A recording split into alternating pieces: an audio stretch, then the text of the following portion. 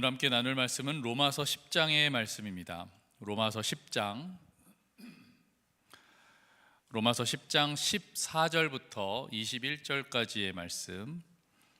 로마서 10장 14절부터 21절까지의 말씀을 함께 합독하도록 하시겠습니다. 14절 말씀 시작. 그런데 사람들은 자기들이 믿은 적이 없는 분을 어떻게 부를 수 있겠습니까? 또 들은 적이 없는 분을 어떻게 믿을 수 있겠습니까? 선포하는 사람이 없으면 어떻게 들을 수 있겠습니까? 보내심을 받지 않았는데 어떻게 선포할 수 있겠습니까? 성경에 기록한 바 기쁜 소식을 전하는 이들의 발걸음이 얼마나 아름다우냐 한 것과 같습니다. 그러나 모든 사람이 다 복음에 순종한 것은 아닙니다. 이사야는 주님, 우리가 전하는 소식을 누가 믿었습니까? 하고 말하였습니다. 그러므로 믿음은 들음에서 생기고 들음은 그리스도를 전하는 말씀에서 비롯됩니다. 그러면 내가 묻습니다. 그들은 들은 일이 없습니까? 물론 그렇지 않습니다. 성경 말씀에 그들의 목소리가 온 땅에 퍼지고 그들의 말이 땅 끝까지 퍼졌다 하였습니다. 내가 다시 묻습니다. 이스라엘이 알지 못하였습니까? 이에 대하여 하나님께서 먼저 모세를 통하여 이렇게 말씀하셨습니다. 나는 내 백성이 아닌 사람들로 너희의 질투심을 일으키고 미련한 백성들로 너희의 분노를 자아내겠다. 또한 이사야는 매우 담대하게 이렇게 말씀을 전하였습니다. 나를 찾지 않는 사람들을 내가 만나주고 나를 구하지 않는 사람들에게서 내가 나타났다. 또한 이사야는 하나님께서 이스라엘을 보고 복종하지 않고 거역하는 백성에게 나는 온종일 내 손을 내밀었다 하신 말씀을 선포하였습니다. 아멘. 오늘의 말씀은 네 가지의 질문으로 시작을 하고 있습니다. 이 네 가지의 질문은 어제 본문인 마지막 절 13절의 말씀, 주님의 이름을 부르는 사람은 누구든지 구원을 얻을 것입니다 라는 말씀을 가지고 구원을 얻으려면 어떻게 해야 하는가를 추적해 가고 있습니다. 많은 분들이 잘 아는 말씀이고요. 로마서의 아주 주옥 같은 말씀 중에 하나이지요. 주님의 이름을 부르는 사람은 누구든지 구원을 얻을 것입니다. 유대인이나 이방인이나 차별이 없다는 말입니다. 구원에는 인종차별이 없다. 구원에는 남녀노소가 없다. 동서고금이 없다는 뜻입니다. 주님의 이름을 부르는 사람은 누구든지 구원을 얻는다고 합니다. 그러면 주님의 이름은 무엇이고 어떻게 불러야 하는 걸까요? 주님의 이름은 뭐죠? 예수님이시죠? 그러면 우리가 예수님 하면 구원을 받는다는 말인가요? 그렇지는 않습니다. 믿음이 없는 사람들도 예수님의 이름을 부르고는 합니다. 그러면 주님의 이름을 부른다는 것이 어떤 뜻일까요? 바울은 오늘 네 가지의 질문을 통해서 그 답을 말해주고 있습니다. 첫 번째 질문, 14절의 첫 번째 말씀입니다. 자기들이 믿은 적이 없는 분을 어떻게 부를 수 있겠습니까? 라고 묻습니다. 반문하는 거죠. 믿지 않는데 어떻게 부를 수 있겠습니까? 믿지 않으면 부를 수 없다라는 뜻입니다. 예수님을 믿어야 예수님을 부를 수 있다라는 말입니다. 그럼 예수님을 믿는다는 건 무엇일까? 예수님이 하나님의 아들이시라는 것과 성령으로 잉태되어 죄 없는 인간의 모습으로 태어나셨다는 것, 그리고 나를 위해 십자가에 피 흘리심으로 나의 죄를 사하시고 3일 만에 죽은 자 가운데서 부활하시사 영생의 소망을 주셨다는 것, 이것을 믿는 것이 예수님을 믿는다는 것입니다. 그러면 다시 질문해요. 두 번째로 질문합니다. 그럼 믿으려면 어떻게 해야 합니까? 14절의 두 번째 문장, 들은 적이 없는 분을 어떻게 믿을 수 있겠습니까? 듣지 않으면 들을 수 없다는 거죠. 믿을 수 없다는 거죠. 들어야 믿을 수 있다라는 것입니다. 믿으려면 들어야 합니다. 구원을 받으려면 예수님의 이름을 불러야 하고요. 부르려면 예수님의 이름을 믿어야 하고요. 예수님을 믿으려면 들어야 한다는 것입니다. 잘 따라오고 계시죠? 네. 그러면 들으려면 들으려면 어떻게 해야 할까요? 세 번째로 질문합니다. 14절의 세 번째 문장인데요. 선포하는 사람이 없으면 어떻게 들을 수 있겠습니까? 선포하는 사람이 없으면 들을 수 없다는 거죠. 선포하는 사람이 있어야 들을 수 있다는 말입니다. 그렇다면 선포하는 것은 무엇입니까? 전파한다는 것입니다. 무엇을 전파합니까? 하나님의 말씀을 전파하는 것입니다. 즉, 잘 따라오십시오. 선포해야 들을 수 있습니다. 들어야 믿을 수 있습니다.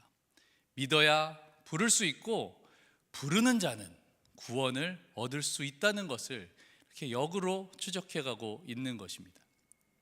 그럼 네 번째로 또 이렇게 질문하는데요.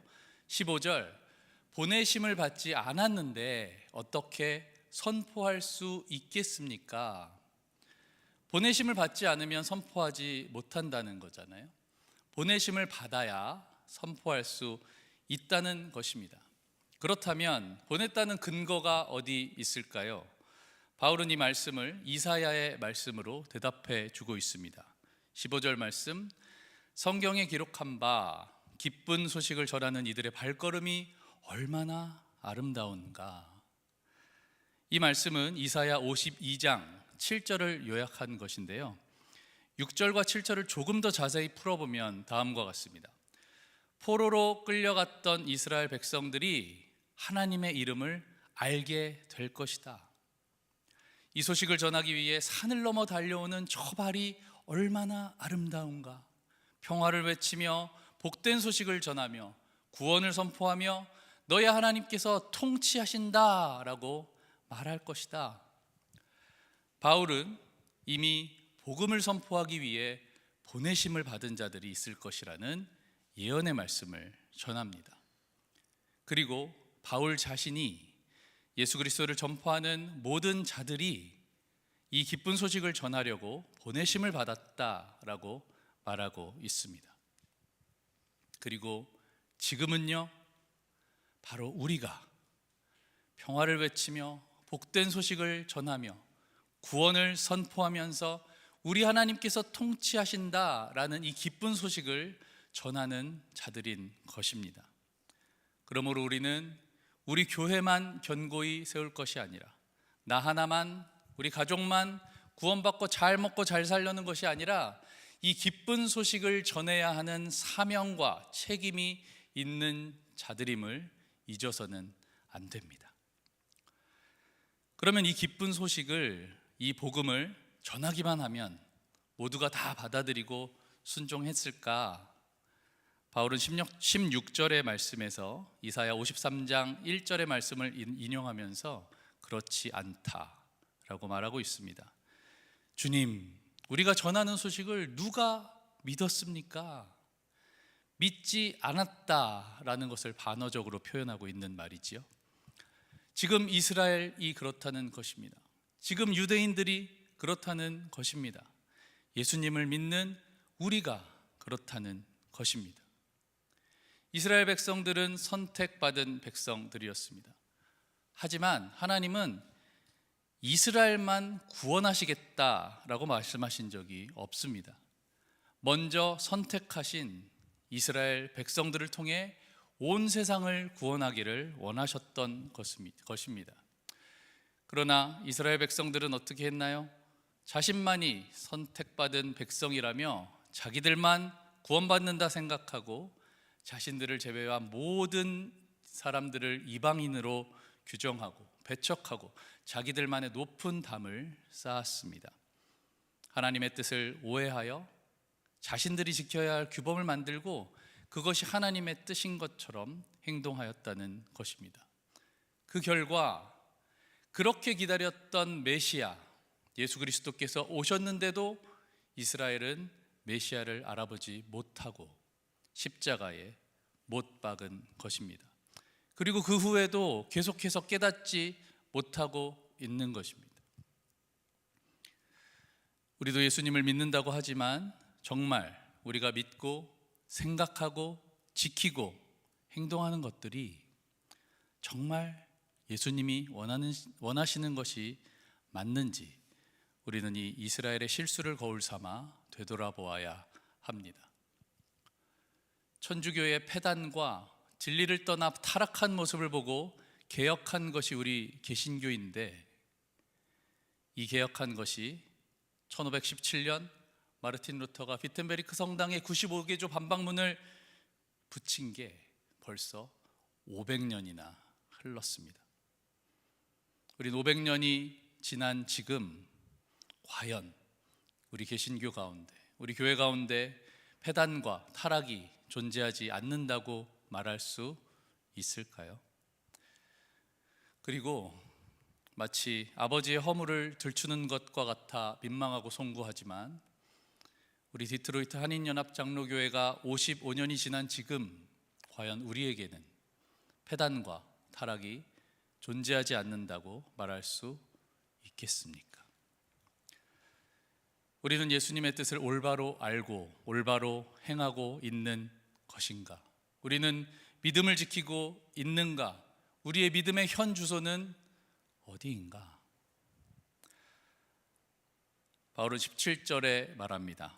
17절 말씀, 그러므로 믿음은 들음에서 생기고 들음은 그리스도를 전하는 말씀에서 비롯됩니다. 네, 바로 말씀을 들어야 믿음이 생기고, 믿음이 있어야 주님의 이름을 부르고, 주님의 이름을 불러야 구원을 얻게 된다는 것입니다. 바울은 이 결론을 얘기하기 위해서 4가지의 질문을 던졌습니다. 우리는 말씀을 들어야 합니다. 500년 역사의 개신교가 하는 말이 아니라, 55년 역사의 디트로이트 한인연합 장로교회에서 하는 말이 아니라, 그리스도를 전하는 말씀, 지금도 살아서 역사하시고 죽음에서 생명으로 옮기는 그 복음, 성경에 기록된 하나님의 말씀, 예수님의 말씀을 들어야 믿음이 생긴다는 것입니다. 오늘도 예수님은 성경의 말씀을 통해 오늘 우리에게 필요한 말씀을 공급해주고 계십니다. 그 말씀을 들어야 하는 것이고, 그 말씀을 들어야 우리가 믿음이 생기고 믿음을 지키고 살 수 있는 것입니다.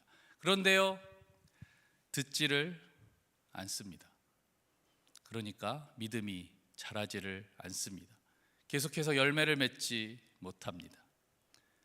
지금 막 믿은 분들은 모든 게 새로운 은혜입니다. 그래서 말씀을 참 잘 받아들이는 것 같아요. 근데 오히려 교회 생활 좀 했다 하는 분들이 듣지를 않습니다. 시간이 갈수록 귀가 닫힙니다. 안주하려고 하고, 과거에 머물려고 하고, 새로운 것을 받아들이기 힘들어 합니다.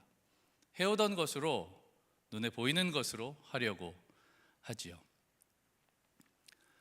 우리는 평생을 배워도 아는 것보다 모르는 것이 많습니다. 평생을 경험해도 경험한 것보다 경험하지 못하는 것이 더 많습니다. 우리는 이것을 인정해야 합니다. 하물며 하나님이시겠습니까? 하물며 하나님의 말씀이겠습니까? 사랑하는 성도 여러분, 말씀을 듣기 위한 노력을 쉬지 않는 저와 여러분이 되시기를 바랍니다. 이렇게 4가지의 질문이 끝나고 계속되는 18절에 바울은 새로운 주제로 다시 질문을 합니다. 18절, 그러면 내가 묻습니다. 그들은 들은 일이 없습니까? 물론 그렇지 않습니다. 성경 말씀에 그들의 목소리가 온 땅에 퍼지고 그들의 말이 땅 끝까지 퍼졌다. 여기서 그들은 이스라엘을 말하고 있는데요, 이 말이 왜 나왔냐 하면, 바울은 지금 유대인들의 구원을 위해 유대인들에게 설명하고 있기 때문입니다.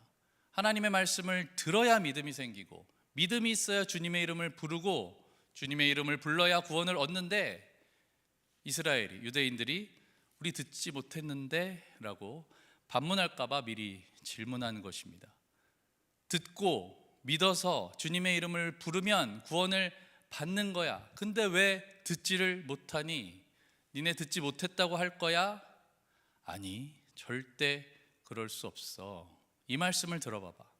그리고 18절의 말씀을 인용합니다. 그들의 목소리가 온 땅에 퍼지고 그들의 말이 땅 끝까지 퍼졌다. 이사야의 말씀입니다. 이스라엘만큼 하나님의 말씀을 많이 들은 족속이 어디 있겠습니까? 그들에게는 율법이 있었습니다. 전해져 오는 조상들의 믿음의 증거들과 고백들이 있었습니다. 할례가 있었습니다. 전통과 예식이 있었습니다. 이스라엘은 듣지 못했다고 변명할 수가 없는 것입니다. 19절과 20절 계속 얘기합니다. 한 번은 모세의 말로, 한 번은 이사야의 말로. 모세는 율법을 대표하는 인물이지요. 이사야는 예언을 대표하는 인물입니다. 19절, 나는 내 백성이 아닌 사람들로 너희의 질투를 일으키고 미련한 백성들로 너희의 분노를 자내겠다. 20절, 나를 찾지 않는 사람들을 내가 만나주고 나를 구하지 않는 사람들에게 내가 나타났다. 무슨 말인가? 이스라엘이 들어도 믿지 않고 거부하고 순종하지 않기 때문에 하나님의 말씀이 이방으로 흘러간다는 뜻입니다. 이스라엘은 들어도 믿지 않았습니다.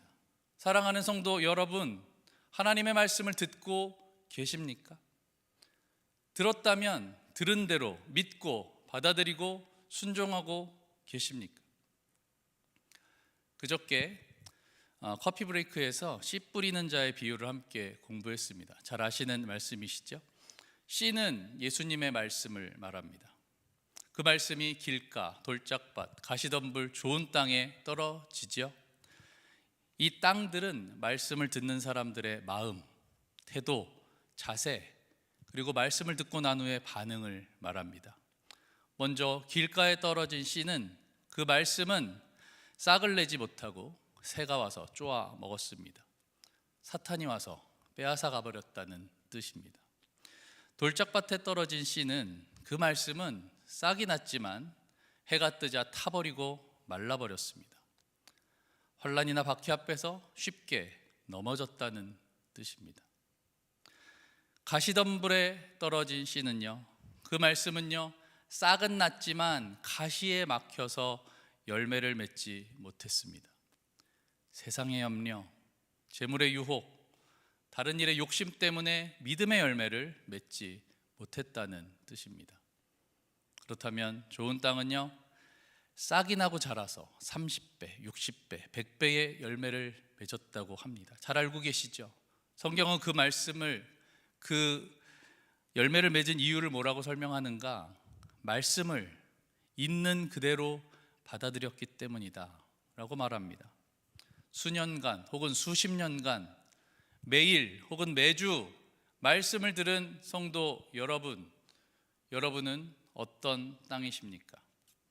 혹시 싹도 내지 못하고 말씀을 빼앗기고 있지는 않으십니까? 싹은 났지만 환난이나 박해 앞에서 쉽게 넘어져 싹이 타고 말라버리지는 않으셨습니까? 가시덤불에 가려서 세상의 염려, 재물의 유혹, 다른 일의 욕심으로 수년, 수십 년이 지나도 열매 하나 없는 무늬만 크리스찬으로 살아가고 있지는 않으십니까? 이스라엘의 예수님의 말씀이 먼저 전해졌지만 거부하고 불순종하자 예수님의 말씀이 이방으로 떠나간 것을 기억해야 합니다. 저는 저와 여러분이 하나님의 말씀을 듣고 그대로 받아들여 순종하여 열매 맺게 되기를 바랍니다. 교회의 많은 문제들이 사실은 믿은 지 얼마 안 되는 분들 때문에 일어나지는 않죠. 이분들은 도리어 좋은 땅인 경우가 많은 것 같습니다. 말씀을 잘 받고 흡수하여 싹을 냅니다. 하지만 계속해서 반복적으로 열매를 맺지는 못하고 5년, 10년, 15년, 20년이 지나가면서 자꾸 말씀들이 길가, 돌짝밭, 가시덤불에 떨어지게 됩니다. 말씀을 튕겨내고 수용력이 떨어지게 됩니다. 혹시라도 지금 이 말씀에 고개가 끄덕여지지 않고 마음의 불편함이 느껴지신다면, 그리고 여러분 마음에 찔림이 있으시다면 진지하게 자신을 말씀 앞에 비추어 보시기를 바랍니다. 하지만 여기서 끝이 아닙니다. 우리에게는 아직 희망이 있습니다. 하나님의 계획은 여기서 끝난 것이 아닙니다. 21절을 보시면 그런 이스라엘에게 우리에게 여전히 하나님의 은혜가 있는 것을 볼 수가 있습니다. 하나님의 구원 계획은 이스라엘의 불순종으로 끝나지 않았습니다. 이방인으로 옮겨가서 이방인을 구원한 것에서 끝나지 않았습니다. 이스라엘에서 이방으로, 이방에서 다시 이스라엘로 모든 민족을 구원하시려는 하나님의 계획이 있습니다. 하나님은 오히려 불순종하는 이스라엘에게 두 팔을 벌리고 기다리고 계십니다. 21절, 하나님께서 이스라엘을 보고 이렇게 말씀하십니다. 복종하지 않고 거역하는 백성에게 나는 온종일 내 손을 내밀었다. 우리를 기다리시며 우리와 함께 하길 원하시는 예수님이 우리에게 두 팔을 벌리십니다. 그 벌린 두 팔에 우리는 못지를 했지만 예수님은 멈추지 않으시고 쉬지 않으시고 포기하지 않으시고 온종일 우리에게 손을 내밀고 계신 것입니다. 여전히 우리에게 두 팔을 벌리고 계십니다. 이제 우리는 거부하려는 본능과 경험과 생각과 판단을 내려놓고 불순종하려는 고집과 오해와 욕심과 청개구리의 본성을 내려놓고 말씀을 있는 그대로 받아들이고 순종할 수 있는 저와 여러분이 되시기를 바랍니다. 세상을 향해 나의 목표를 위해 나의 행복과 성취를 위해 달려가는 것이 아니라 두 팔 벌리신 예수님께로 달려가 그 품에 안길 수 있는 저와 여러분이 되시기를 예수님의 이름으로 축원합니다. 아멘. 함께 기도하시겠습니다.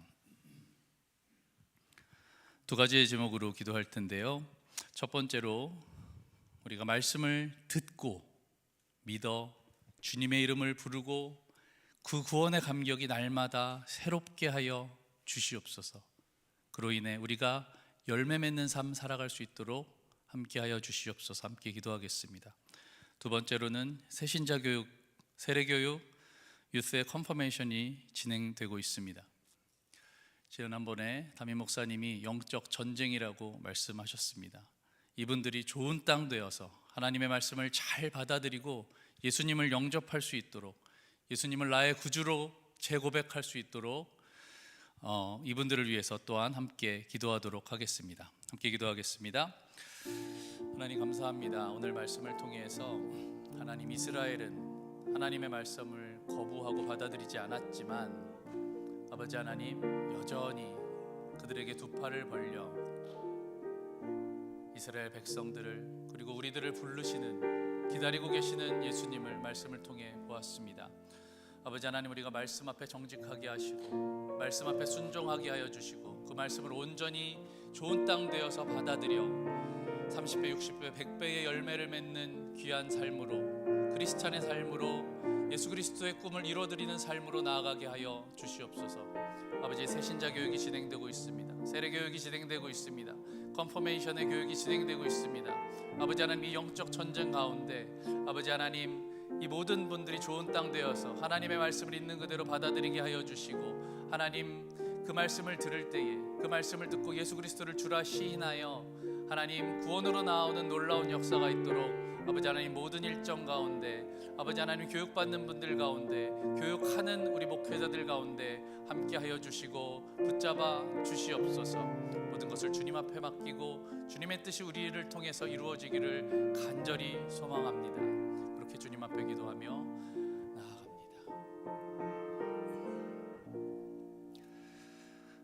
하나님 감사합니다. 오늘 말씀을 통하여서 이스라엘은 하나님의 말씀을 거부했지만, 예수님을 거부했지만 여전히 두 팔 벌리고 우리에게 돌아오라 말씀하시는 예수님의 모습을 보았습니다.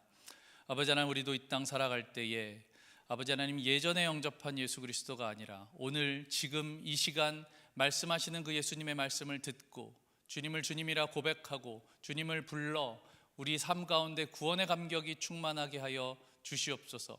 그리하여 그 말씀을 전하게 하여 주시고, 그리하여 예수 그리스도께서 우리에게 명령하신 명령을 잘 수행하여 열매 맺는 삶으로 살아가게 하여 주시옵소서.